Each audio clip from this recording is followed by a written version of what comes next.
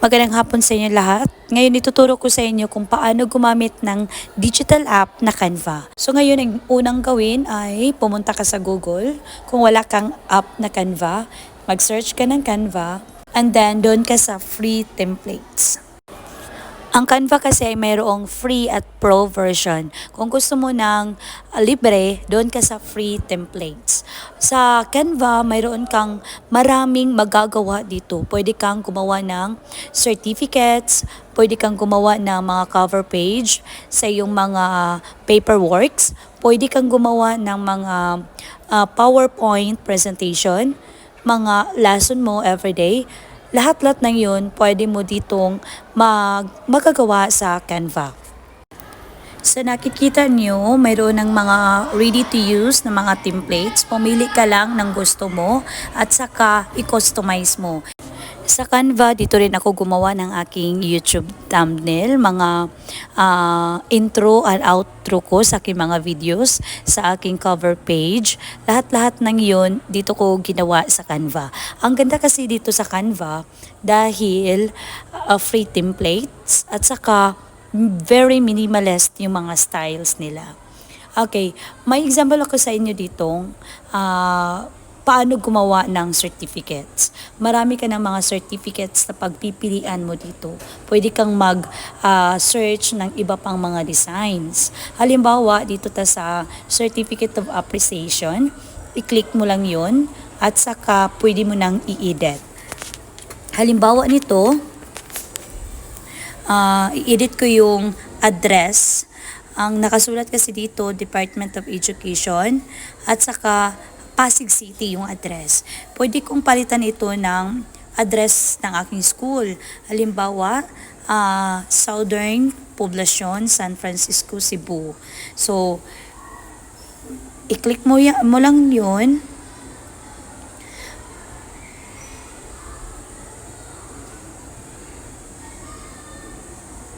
Okay, pwede kang mag-edit. Pagkatapos niyan ay done. Okay, Southern Poblacion yung nilagay ko. Pwede nating lagyan ng San Francisco, Cebu. Okay, yun lang. I-click mo lang yung Southern Poblacion para makapagpatuloy ka na sa pag-type. Okay, San Francisco, Cebu. At pagkatapos, click done. Okay, yun. Okay na, Certificate of Appreciation is awarded to. Ilagay mo dito ang pangalan sa gusto mong bibigyan. Kalimbawa, Manilin Polvera. Type mo lang yung pangalan at saka i-drag mo lang yun pataas. Okay, pwede mong i-change ang font at ang size nito. Okay, at saka pagkatapos pwede mo ring i-edit ang context kung ano yung gusto mo. Ganun. At saka pwede mong i-edit ang font niyan. Okay.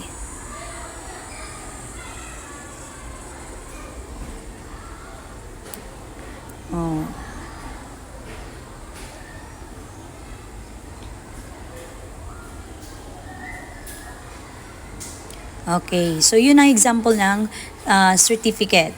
Pwede din tayong gumawa ng cover page. Paano ba gumawa? Okay, mag-search ka lang ng cover page ng mga templates. Okay, cover page. Okay, at lumabas ang mga napakaraming designs or styles. Okay, kung ano yung gusto mo, i-click mo lang yun.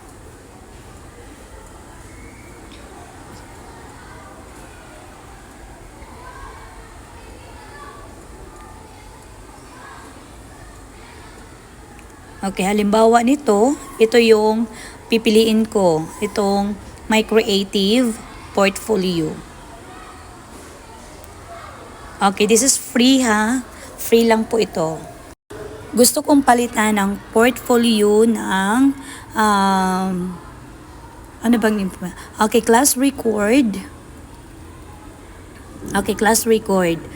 And then, My Creative Class Record. Okay, pwede kong palitan itong font na to ng iba. Okay, pwede ring hindi. Okay, pwede kong i-drag paitaas. nag-duplicate ako para lagyan ko ng school year 2023, 2024, 2025, or pwede rin 2026, 2025. Okay, pwede mong i-change ang font para hindi the same sa class record na font. Okay, ito yung napili ko, school year 2025, 2026. Okay, so pwede mo yang paliitin. Okay, dito ka lang pumunta sa, idan mo yan, and then i-click mo yung gusto mong paliitin, yung school year 2025-2026. Okay, yun ang napili kong font, and then font size. Okay, yun, and then okay, nilagyan ko ng color para mas madaling makita. Okay, nilagay ko sa baba. Yan, para maganda tingnan, balance. Okay, my creative class record, and then itong school year 2025-2026, okay, ilagay ko dyan. Okay, pwede itong gawing cover page ko sa aking class record sa paaralan.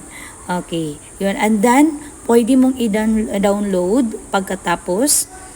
Okay, click mo lang yun, and then download. Ito na.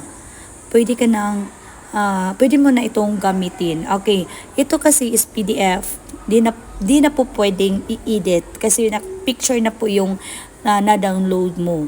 Kung gusto mong i-edit, balik ka doon sa Canva, at pagkatapos ay yung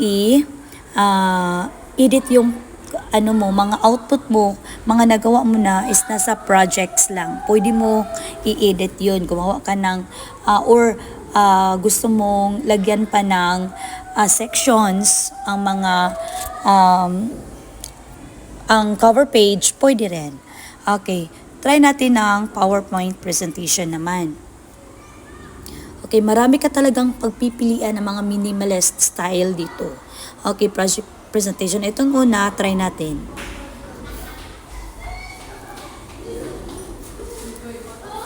Okay, kung gusto mong i-edit, maraming slides ito. Okay, ready na yung mga slides. Ang pag-input na lang kung ano yung ilalagay mo doon. Okay. Okay, try nating i-edit itong project presentations. Lagyan natin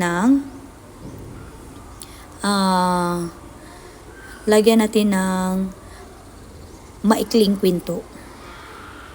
Maikling kwento. Yun ang unang topic ko or paksa ko sa unang markahan. Itong Barcela Group, lagyan natin ng unang markahan.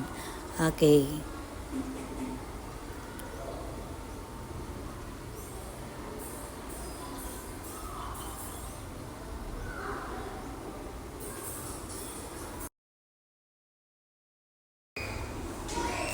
Okay, so dana sa unang slides. Ikalawang slides naman, sa introduction or panimula, lagyan natin kung ano yung definition ng maikling kwento. Okay, ano nga ba ang maikling kwento? Maikling kwento ay isang akdang pampanitikan. Okay, type natin yan. Pwede ka nang gumawa ng PowerPoint presentation gamit ng iyong cellphone. Ang ginamit ko ngayon ay cellphone ko kasi napakabagal kapag laptop ko yung ginamit ko. Okay, ang maikling kwento ay isang akdang pampanitikan na tumatanim, umuukit, at tumatatak sa ating pag-iisip. Yun. Or kumbaga, ang maikling kwento ay isang akdang pampanitikan na may matutunan tayong aral kapag ating babasahin. Yun ang kumbaga halimbawa o panimula ng isang maikling kwento. Sa next slide naman, pwede mong ilagay ang mga sangkap at elemento ng maikling kwento, mga bahagi ng maikling kwento, mga uri ng maikling kwento, mga halimbawa nito, pwede mong ilagay dito. Pagkatapos ay pwede mong i-download at tada, may isang PowerPoint presentation ka na.